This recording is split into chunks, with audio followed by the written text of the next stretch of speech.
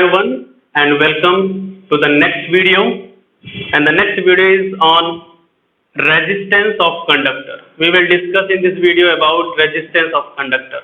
In previous video we mathematically define the resistance, which is R is equals to V by I, right? Basically, resistance is the obstruction to the flow of current, right? It opposes the current to flow through any conductor, right? So the property of a conductor due to which it opposes the flow of current through it is called resistance. The property of a conductor due to which it opposes the flow of current through it is called resistance. उसे हम resistance कहते हैं. Resistance को हिंदी में बोलते हैं प्रतिरोध. प्रतिरोध मतलब रुकावट करना, रोकना. तो बेसिकली किसी भी कंडक्टर में अगर करंट जा रही होती है, उसको रोकने का काम उसको अपने में कंडक्टर से फ्लो ना होने का जो रीजन होता है वो होता है जो उसको रेजिस्ट करता है, जो उसको अपोज करता है, उसे हम बोलते हैं रेजिस्टेंस ऑफ द कंडक्टर. तो हर एक कंडक्टर अलग अलग तरीके से करंट को रोकता है. कोई बहुत ज्यादा रोकता है तो वो ज्यादा हाई रेजिस्टेंस वाला कंडक्टर हो गया. तो जो बहुत कम रोकता है उसे बोलते हैं लो रेजिस्टेंस का कंडक्टर बोलते हैं. ठीक है. और कुछ ऐसे होते हैं जो बिल्कुल जाने नहीं देते करंट को अपने आप से, उन्हें बोलते हैं इंसुलेटर्स. तो बहुत हाई रेजिस्टेंस वाले होते हैं, उनको बहुत ज्यादा रेजिस्टेंस, उनका हर एक कंडक्टर का कुछ ना कुछ रेजिस्टेंस जरूर होता है ना. लकड़ी का भी अपने एक रेजिस्टेंस है, तो उसका बहुत ज्यादा रेजिस्टेंस है, उसमें से करंट फ्लो नहीं पाती है. फिर इलेक्ट्रॉन्स नहीं होते हैं एक्चुअली, तो उसको बाद में डिस्कस करेंगे. तो factors affecting the resistance of a conductor: first one is length, second one is thickness, third one is nature of material, and fourth one is temperature. So the resistance of conductor is directly proportional to the length. Thickness means area of cross section. Area of cross section. Area of cross section of the conductor. So resistance is inversely proportional to the area of cross section. Resistance जो होता है वो किसी conductor के area of cross section से inversely proportional होता है. यानी अगर ज्यादा मोटा एरिया ऑफ क्रॉस सेक्शन कहने का मतलब ये इसका ये जो एरिया है इधर, क्योंकि हमें जानते हैं हम वायर क्या होता है, सिलिंड्रिकल वायर, क्यूबिकल वायर जो होता है सिलिंड्रिकल बेसिकली होता है सिलिंड्रिकल वायर. तो सिलिंड्रिकल वायर का जो यहाँ पे बेस होता है, बेस का जो एरिया होता है उसे हम बोलते हैं एरिया ऑफ क्रॉस सेक्शन. ठीक है. तो area of cross section inversely proportional होता है. जितना ज्यादा मोटा तार होगा उसका रेजिस्टेंस कम होगा, पतला तार होगा उसका रेजिस्टेंस ज्यादा होगा. नेचर ऑफ मटेरियल, अलग अलग मटेरियल का अलग अलग रेजिस्टेंस होता है. ठीक है. कुछ मटेरियल जैसे कुछ मेटल्स है, कॉपर है, कॉपर का कम होता है रेजिस्टेंस, और नाइक्रोम जो कि एलॉय है उसका रेजिस्टेंस ज्यादा होता है. तो कॉपर वायर के रेजिस्टेंस से 60 टाइम्स ज्यादा होता है नाइक्रोम एलॉय का. ठीक है. और टेम्परेचर, जितने भी प्योर मेटल्स हैं, जनरली क्या होता है जितने भी प्योर मेटल्स हैं उनका टेम्परेचर राइज करने पर उनका रेजिस्टेंस भी राइज होता है. तो टेम्परेचर हम ज्यादा करेंगे तो उसका रेजिस्टेंस भी ज्यादा होगा. और कुछ एलॉयज ऐसे भी हैं जैसे नाइक्रोम है, मैग्नीज है, ये सब एलॉय ऐसे हैं कि इनका टेम्परेचर अगर हम बढ़ाते भी हैं तो उनका जो रेजिस्टेंस होता है अनअफेक्टेड होता है. जैसे हम हीटर में वायर यूज करते हैं, नाइक्रोम वायर, तो उसका टेम्परेचर तो बढ़ता ही है, टेम्परेचर का बढ़ने के साथ उसका रेजिस्टेंस को ज्यादा फर्क नहीं पड़ता है. ठीक है. तो ये हो गया R proportional L, R proportional 1/8. तो कंडक्टर का लेंथ जितना ज्यादा होगा, लॉन्ग वायर का रेजिस्टेंस ज्यादा, शॉर्ट वायर का रेजिस्टेंस कम. इससे हम क्या समझेंगे कि लेंथ ज्यादा होगा तो रेजिस्टेंस ज्यादा होगा, क्योंकि ज्यादा दूर ट्रैवल करना पड़ेगा, इलेक्ट्रॉन्स को कुछ ज्यादा दूर तक करना पड़ेगा. चार्जेस के फ्लो में तो करंट कहते हैं. तो इससे मतलब निकला कि लॉन्ग वायर होगा ऑफ द सेम थिकनेस, मतलब उसका area of cross section same हो. दो वायर लिए, दोनों सेम मटेरियल के हैं, दोनों की थिकनेस सेम है. एक शॉर्ट वायर है, एक लॉन्ग वायर है, तो रेजिस्टेंस इसका ज्यादा होगा, लॉन्ग वायर का रेजिस्टेंस ज्यादा, शॉर्ट वायर का कम. अब अगर दोनों की लेंथ सेम है, दोनों का मटेरियल भी सेम है, लेकिन एरिया ऑफ क्रॉस सेक्शन क्या है, एरिया ऑफ क्रॉस सेक्शन का अलग अलग. यानी एरिया क्रॉस सेक्शन मतलब समझो उसका मोटाई, थिकनेस और thinness.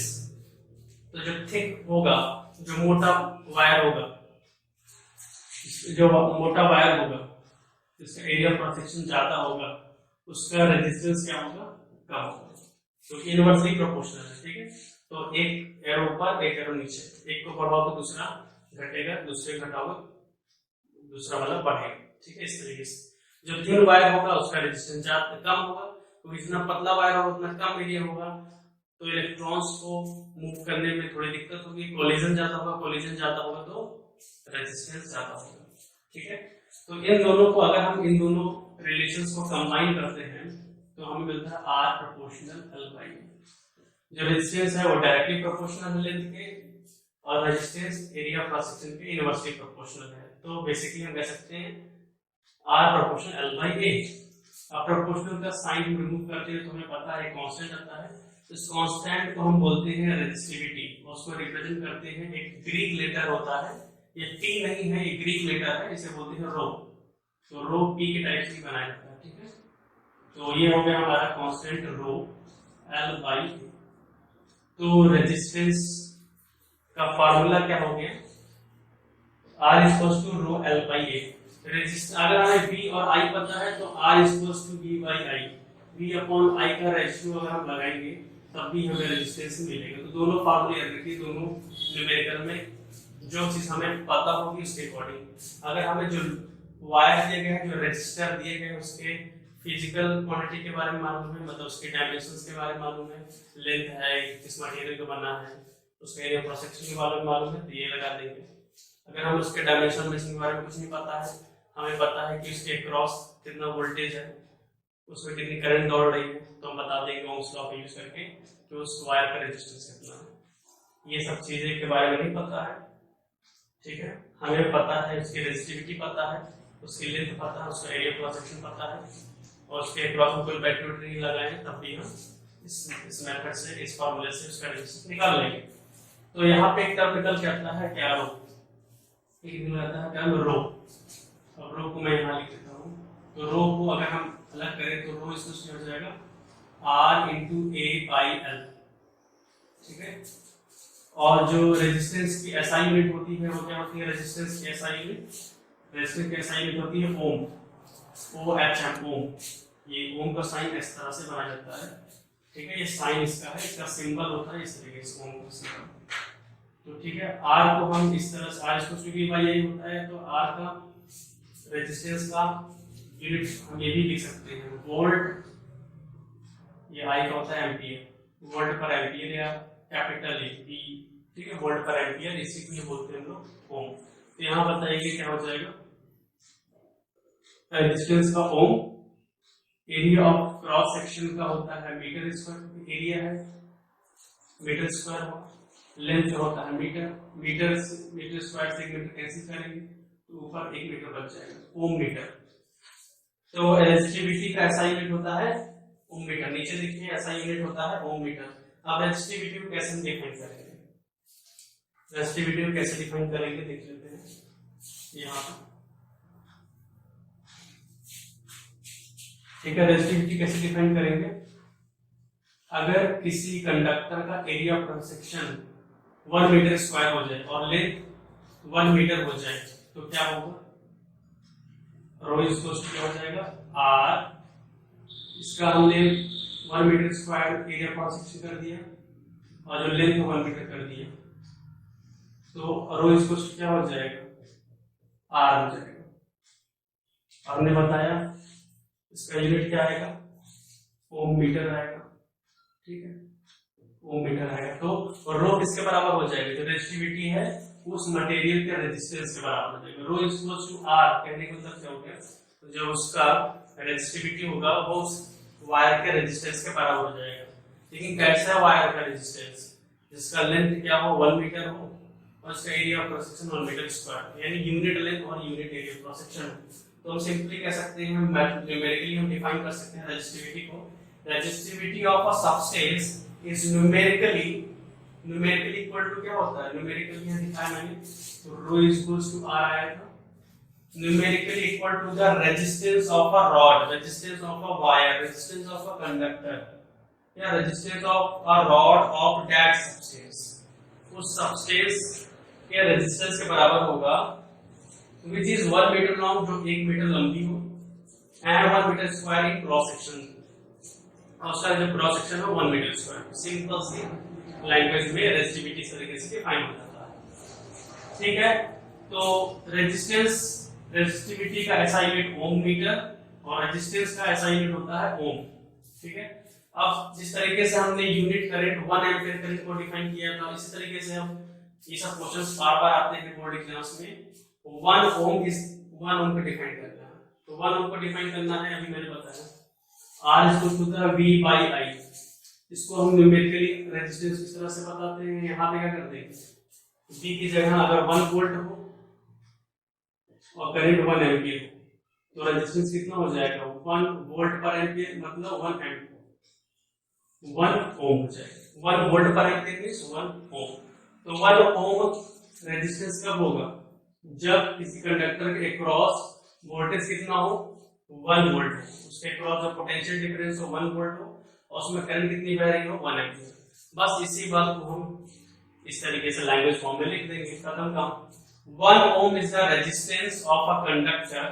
1 ohm is the resistance of a conductor. उस कंडक्टर का रेजिस्टेंस 1 ohm होगा या होगा such that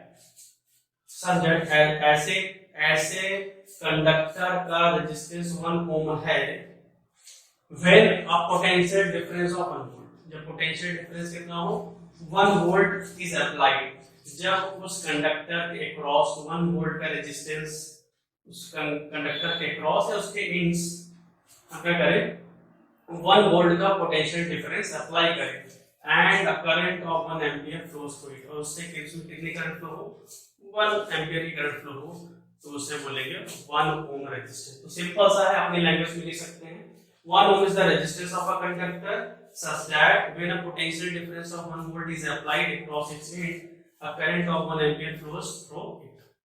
राइट, अब ये जो टर्मिनोलॉजी लिखी इसको आप पहले लिख के लास्ट में ये वाली लाइन लास्ट में भी ला सकते हैं, कोई दिक्कत नहीं। नेक्स्ट चीज है graph between V and I। Potential difference of current के बीच हम ग्राफ देखेंगे। तो एक तरह का क्योंकि रिवीजन हो रहा है, आपको पीडीएफ दी गई है, पीडीएफ से सबसे बेस्ट पीडीएफ आपको दी गई है, उस पीडीएफ से आप सारी चीजें पढ़ लीजिए। ठीक है, तो V प्रोपोर्शनल I, अभी हमने देखा ओम्स लॉ में V प्रोपोर्शनल I, जब दो क्वांटिटीज आपस में प्रोपोर्शनल होती हैं, डायरेक्टली प्रोपोर्शनल होती हैं और दोनों की पावर 1 है, इसका मतलब अगर इनके बीच हम ग्राफ खींचेंगे तो हमें क्या मिलेगा, एक स्ट्रेट लाइन मिलेगी, straight line passing through the origin.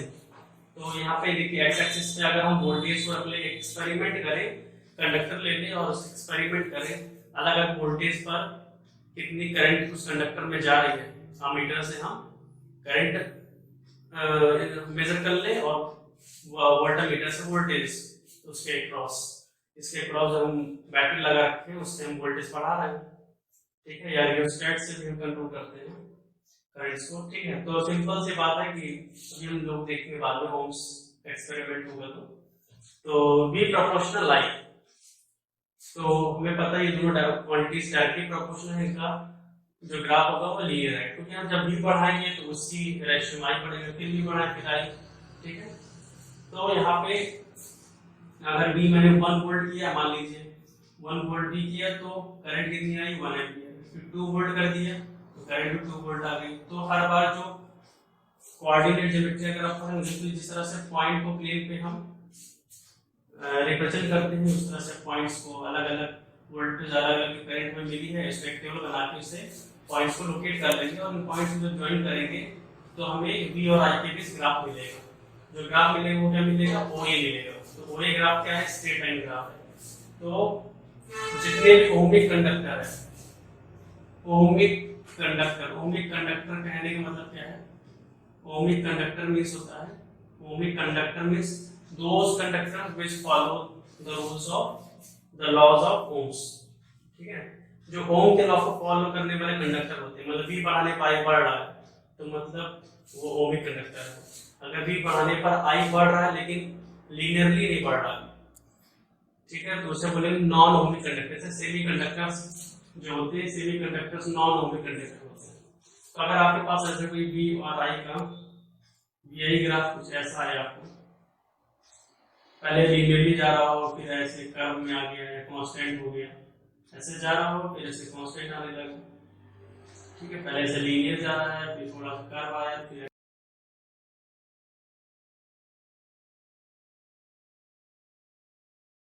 या सेगमेंट्स में हम डिवाइड करके पढ़ लेते हैं इसको। ठीक है, कि ओ ए ग्राफ लीनियर इतने वोल्ट पे लीनियर वो में कंडक्टर था, फिर जैसे वोल्टेज बढ़ाए तो कुछ अलग सा हमें कर्व मिला, फिर एक पर्टिकुलर वोल्टेज पे वोल्टेज बढ़ाने पर भी करंट कांस्टेंट हो गई। तो ये सब आगे की चीजें हैं।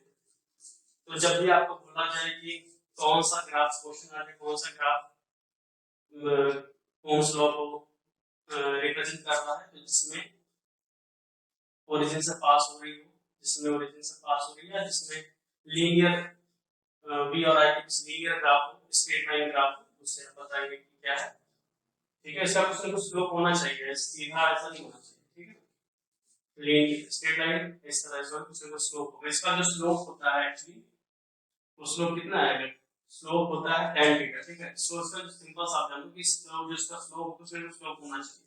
तो इसका स्लोप होता है वो क्या होगा, b बाई आई, v और i के रेशियो इसका स्लोप होगा, और इसका स्लोप v और i का रेशियो होता क्या है, रेजिस्टेंस। तो इसका जो ग्राफ का जो स्लोप होता है वो रेजिस्टेंस बताता है। ठीक है, इतना ज्यादा बेसिक में नहीं पूछता है, सिंपल सिंपल पूछता है, वो आप समझ जाओगे क्वेश्चन में सर्च करोगे। ठीक है, तो ये सारी बात है, तो अलग अलग वीडियो में देखते हैं, अलग topic. Thank you so much.